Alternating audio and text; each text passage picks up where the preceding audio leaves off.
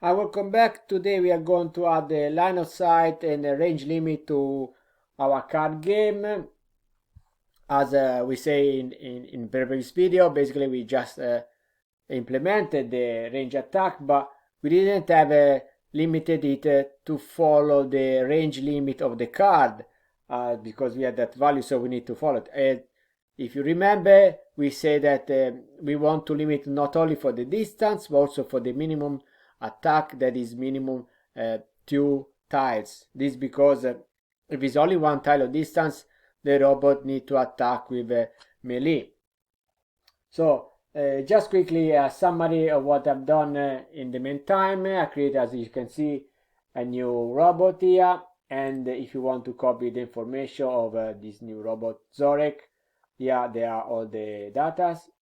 And as usual, you need to change the form. It used to be 4, now start the index to 5.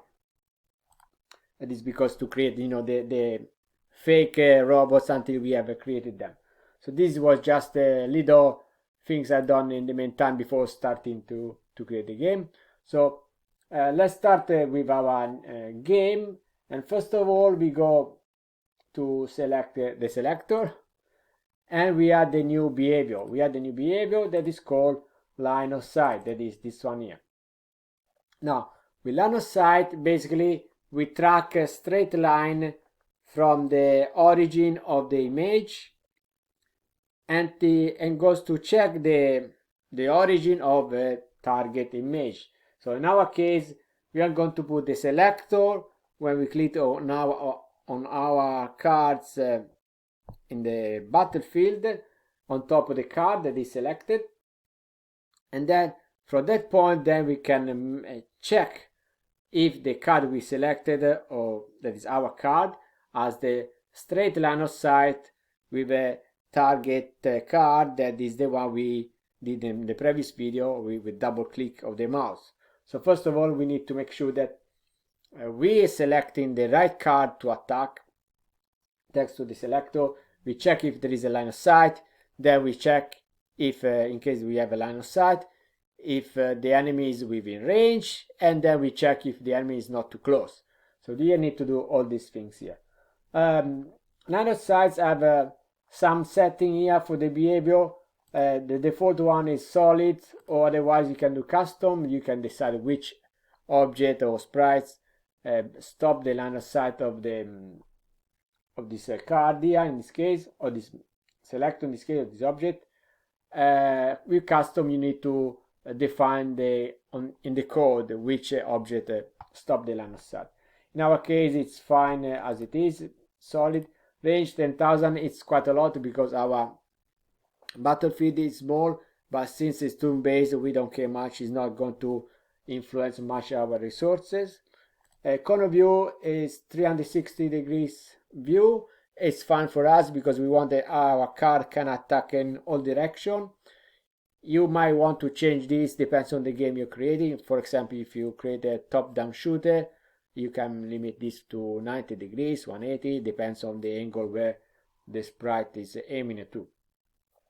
Finally, we use collision. As you can see, usually if you leave to yes, improve performance, but can be slow over very long distance. As I said before, in our case, we just check something very small game that is turn-based, so we can leave everything as it is. We don't need to worry much about the settings. If you do a different kind of game, yeah, you need to see case by case. So this is the new addition for the selector. Another thing we're going to do, we create a new instance variable for the selector, and we're going to call this LOS, like line of sight underscore card, and then it's a number, default values -1, and the description is just I copy from my note, it's easier. So basically it's the number of the selected player's card to check the line of sight from. So basically when we click on our card, on one of our cards on the battlefield, then we give this value here, the value of the card number. Therefore, we know which card is going to shoot, if it's going to shoot. So confirm here, okay, and then we can close. Now we go on the line 32 in my case on the event sheet board. That is basically here when we click with the mouse on one of the card, and you remember if we say the information about the card, we display information on this side or the other side in this case. Then of course if the card is in the front and so on. So but at this point here we're going to add the new action. So when we set the position of the selector basically on top of the card, we're going to set selector set value of line of sight card to card number, as said before. Now we go down, and here where we call the function ID selector, likewise we do selector set value line of sight card to -1. So basically every time we hide the selector because it's not on one of the cards, we're going to reset the value that is stored in this instance variable. So we avoid to attack by mistake with some cards that are not actually selected. Finally, we go here with the mouse, we double click on the card that will be our target. We add the new condition here, and we say if selector compare instance variable selector line of sight card is different from -1. So basically do this double click on the target only if before we have selected one of our card, otherwise we cannot shoot because we don't want to shoot by accident. Now from now on I'm going to save.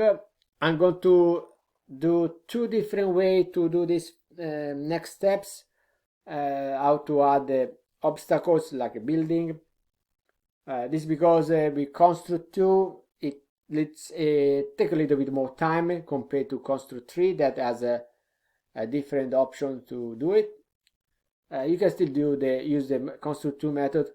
For construct 3 we'll see later why. If you are construct 3, still follow now what I'm going to explain for construct 2, because as I said before, it might be still useful for you depending on the case you're going to create your game. So let's start with the construct 2 option first.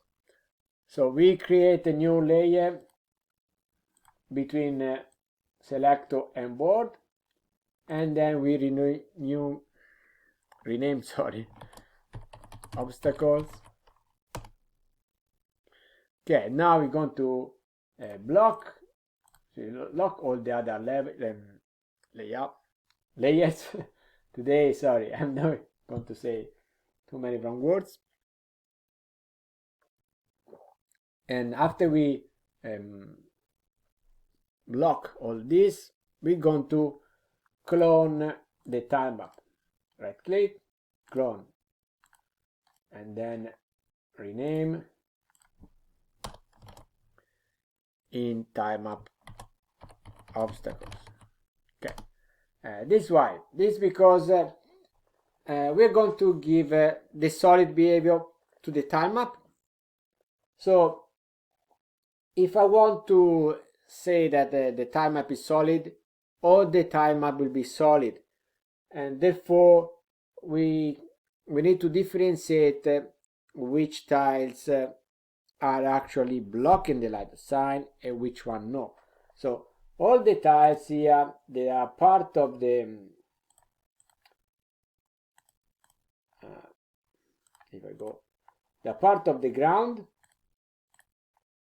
like this one, the gray and the stripe one. They don't have to block the line of sight. but the building has to block the line of sight. Now on construct 2, you can make any differentiation between this because we cannot disable the collision box of some tiles, while on construct 3 you can. Therefore we need to separate the tile map. In my case, I don't want to now to create a new tile map just for the ground tiles and one for the tile map object as images. So I'm just going to clone it, leave the same image. In your case, if you have time, of course, you can have for the ground one, you can have concrete, grass, mud, whatever you want to have that doesn't stop the line of sight. This on the tile map normal one, and the tile map obstacle you can have everything that is above the ground level, like a building, rocks, or whatever that might stop the line of view of the attacker. Therefore, yeah, you might have all these kind of images.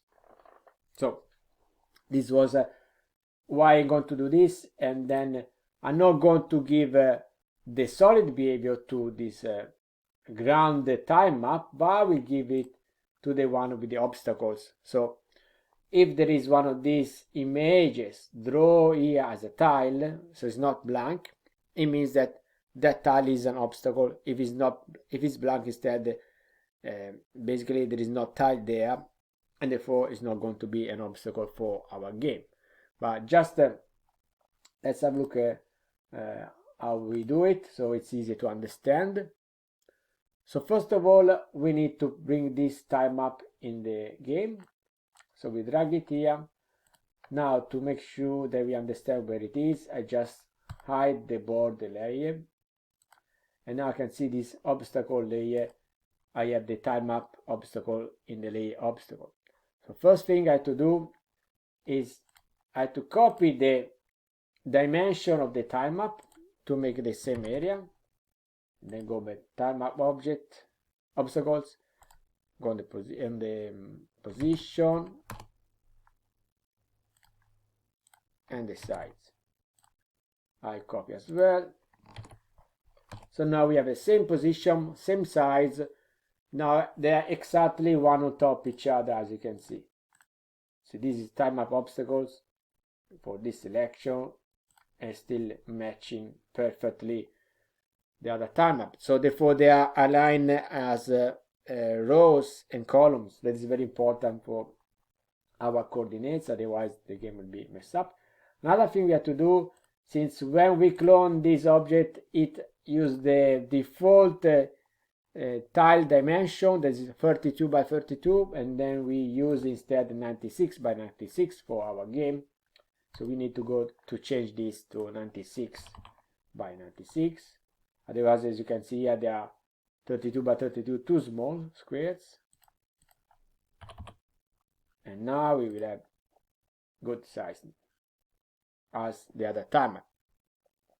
So this is done now, and we're going to add, as I said before, on tile map obstacles. Be careful, otherwise you will mess up everything. The behavior solid. Okay, that is enabled since the beginning, so we don't worry much. Go back again to hide this layer. As you can see, this tile map obstacle is totally empty at the moment. No tile has been drawn yet here.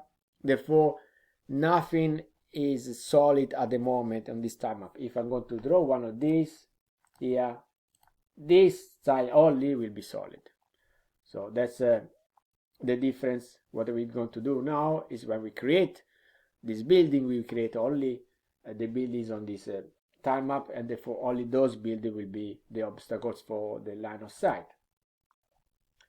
Now, go back to the next step here. We go inside the event sheet board and we check the function create map here, line 54 for me, and then basically we're going to clone this. In my case I clone, but you can remove it totally, the line. Just keep as usual for future reference if you need to do some changing or check why it's not working. And here we, as you can see here, we have time map, but I'm going to replace the time map, replace object with time map obstacles. So basically, in this loop, if you remember, is where we create the buildings on the map.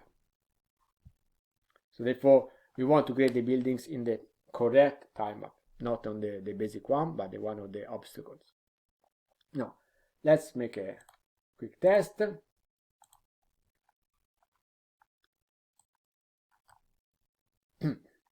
Okay, as you can see here, it's easy to see that everything is working fine. That was you should have something similar. So basically, you don't have lines between the buildings. So those are, if there are like this one here between the empty concrete and the buildings, much thinner. This because the grid that we create is under the new time map. As you can see, the grid is appearing always under. So therefore, if this is the case, everything's fine, you have done the right thing. If it's instead is wrong, if you can see the lines, it means that you have changed by mistake the tile map tiles and not the one tile map obstacles. Now we can go back on construct. Okay, now we need to go up on the line where we click with the mouse on the tile map, so we can see if we can move the card on the tile map, because if there is one obstacle or no, or we can attack another enemy unit. So in this case here, we check if there is a building. If the tile is different from 3, then you can move. Now we need to replace this part only tile map, because we are not anymore to check if the building is on the tile map, but we're going to check if the building is on the tile map obstacles. So with the formula we can leave as it is, because check the coordinate with the position of the mouse on the tile map. It doesn't matter for us, it's the same, because they are all at the same position, same area, and so on. So only this part here we need to check, because this is the type for the building. So we go back again, and rather than time map, we select time map obstacles. Then we can just go on again, next and next, because all this information will be the same as before. If we don't do this in this way, then we have a risk that our cards can move over the building, and this because our card, when they move on the building, they change the position according to the selector, and then they set the position of the card. They are not moving with any behavior. We just basically cut and paste the card in different point. Therefore, there is this building is not able to stop the movement even if it has the solid behavior. So make sure to do this step here, otherwise it's not going to work properly.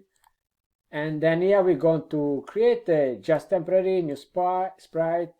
We call it, I don't know, card. And then we give a blue color, size to 32 by 32 pixels. And then let's say make one line for the direction. Okay, now this sprite here will have behavior, let's say 80 direction. That's fine as it is by default. Don't want to select anything here, my mistake. And let's test. See, now the building has been created. I can go here because the tile map at the base one doesn't have any solid behavior, but I cannot go where there are the tiles with the buildings, because only those tiles in the tile map obstacles are going to stop me because they are solid. So this is, if you do this test, it's working fine as it is. As you can see now, that means you are in the right track. So on the right track, and then this point we can just get rid of the car. We don't need it anymore. It was just for testing purpose. The last thing, we're going to layer, set order, we select the grid is on the layer board. We're going to drag it over the time map obstacles. Therefore, when we start the game now, as you can see, the line were are like were before, originally before we create this new time map. So everything is nice and neat with this amazing art I did. Just quickly. So this is the end of the part for Construct 2. Stick with me for Construct 3 for a few minutes, and then we go on together for both the program again. Okay, Construct 3, we have already this time map. We're going to give the behavior, add the behavior, solid. Now, the difference between Construct 2 and Construct 3 is that for this, let's say 96 by 96, is that when we're going to select and edit our tile, we can change the collision box for each tile as for Construct 2, but for each tile as well we can decide to disable the collision box. So as you can see now, these lines are blue. Now if I disable there is this option here that there isn't in Construct 2. No, don't use the collision, now it's red. So it means that this tile here now will not be an obstacle even if the time map has a solid behavior. Now we're going to do the same thing for all the tiles that, as you can see, become red. That doesn't have to be an obstacle, and that's it. So this is much faster solution. In this case, this one is the only one that still use the collision, but all the others doesn't have anymore. So this is much faster to do this in Construct 3 compared to Construct 2. But there is a but. This because in our case, at the moment, we are using very few number of tiles. So if you have a big time map, like, I don't know, 100 more elements, then you need to go one by one to each of the tile and enable, disable, or do whatever you have to do to give this solid behavior. So imagine that you have many tiles and your game is not, defined yet or complete. You might have to delete some tiles, add new one, move some tiles from obstacles to not obstacle, and all this issue here. So every time you need to go manually to do all this changing one by one.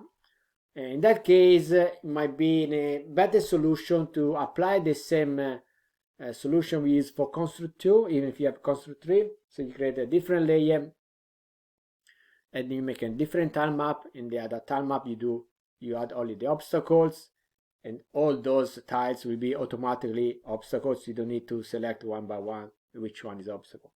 And of course the tile map that is the base where the unit move, like grass, concrete, and so on, doesn't have to be obstacle, and therefore it's make your life much easier. So it really depends on the situation. In this case, only 4 tiles here. It's much faster to do this way, but as I said before, if you have big number of tiles, then you might consider to have 2 different tile maps to make your life much easier, also to understand what you're doing. So this was that's it for Construct 3. We can go back the page. We can go back on our program. From now on, it doesn't matter if you use Construct 2 or Construct 3, we still do the tutorial as before together. So we go now back to the line 47, basically where we do double click with the mouse and check if the selector is on one of our cards. and we add the new condition on this line 47 and say if the selector has a line of sight to one object. You can also see the other option is a line of sight to position. In our case it's okay to object because we're going to say line of sight to the card that we just select here with a double click. So if the selector is on one of our cards that can shoot and has the line of sight to the card, then do all this thing here.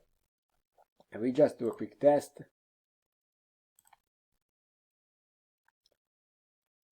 Let's put some card. This one here, this one here. Now this, if it has a line of sight, it should be able to shoot. And that's what's happening. Now this player put the card here. And now let's see if he can shoot. And no, now it doesn't work. So it's fine until now. Let's continue. Now we still in this line here, we clone this local variable target 2, we call it target underscore distance. Number 0, it's fine. And then we just put a comment, and this is just the distance between the attacker and the target. Okay, so we know how much is far. Now we search for ABS absolute. We use this formula some video ago. We copy this condition here, cancel this, go back to line 47, and then where we create this local variable, we copy this in we add one in action here, that is system set value of target distance, and we copy this formula we just did. I didn't copy. I'll do it again. Okay, because I didn't double click. So I was saying system set value of target distance to this formula we just copied. Now this formula we need to be modified a little bit, because before we were comparing instance variable or selector tal x and target x. In this case we're going to use the same formula we write all the time, so time map, or just a normal time map dot position to tal x of card dot x. So basically transform the card coordinates in the column and row, and then we can make this comparison with the current position of the selector to understand what's the distance between these two cells. So replace x and y here.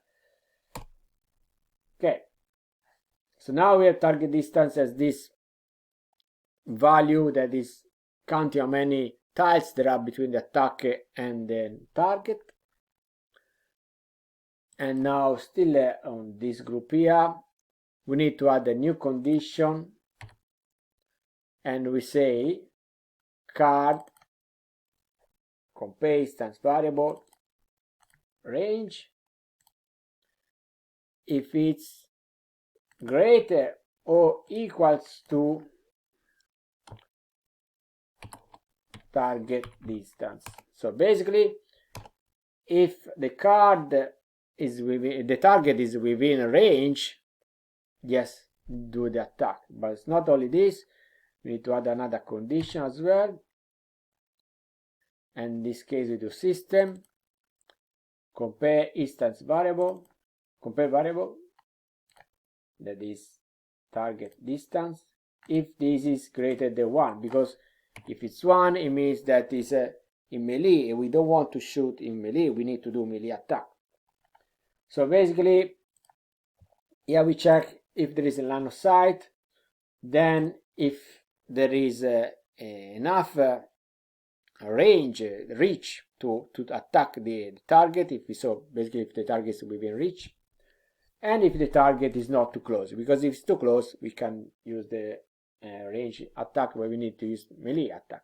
Now in your game you will have animation, you have bullet or whatever to show something a more clear way to see if it's a range attack or melee one.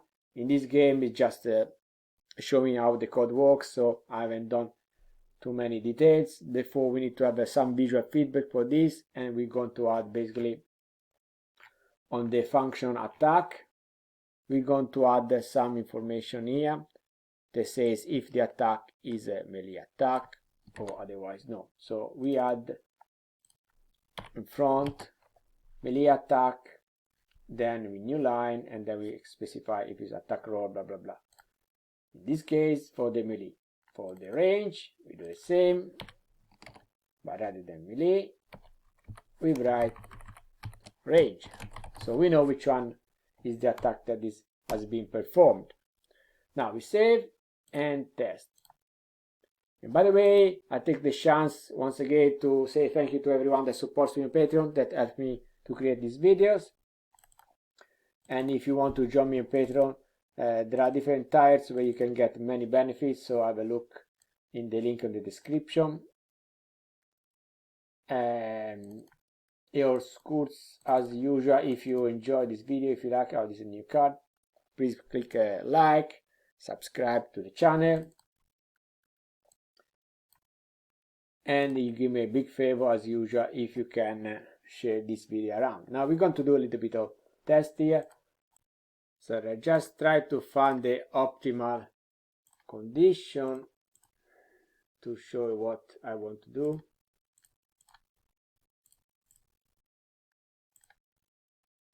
Okay, so maybe I'll move this here. This is behind the building. Okay. Okay, so basically what I want to show, this one as a range 2 should be able to attack this card here, but this building, so I shouldn't be able to attack. In fact, I cannot attack. Now, if I move this card here, now this should be able to attack this card here, but it will not probably. In fact, it's not attacking. This because we have a line of sight from the center of this card, basically to center of the selector, but the same like the card, to the center of this one, with the diagonal is going to touch in the corner this card here. So if you don't want this to happen, in case your game you want to allow to attack in diagonal when there is a building in this position, then your solution is to resize a little bit the boundary of the collision box of this tile here. In that way you will be able to attack in diagonal in this case. But if you don't want, if you want to have an obstacle, in this case, like here, in this situation, just leave it as it is until the full tile. So I'm going to move this one down, and this move here, and now I try to shoot. And as you can see, range attack, because there is a 2 square distance. Now this guy move closer, and again, this card try to attack. And now it's melee attack. So now we have done all the things we were planning to do for this game related to the cards in terms of movement, melee attack, and range attack. In the next video we are going to add some special cards. They are not robots, so like to power up our cards, or some special events different from the robots, different condition. And let me know in case you want to see something different that is we haven't planned yet for this video before this series ends, so I can consider if I can add in this series, or maybe we can talk about it in a different series. So once again, thank you very much for staying with me. Sorry today this video a little bit long, but I hope it will be very helpful for you, and I see you for the next one. Thank you, bye.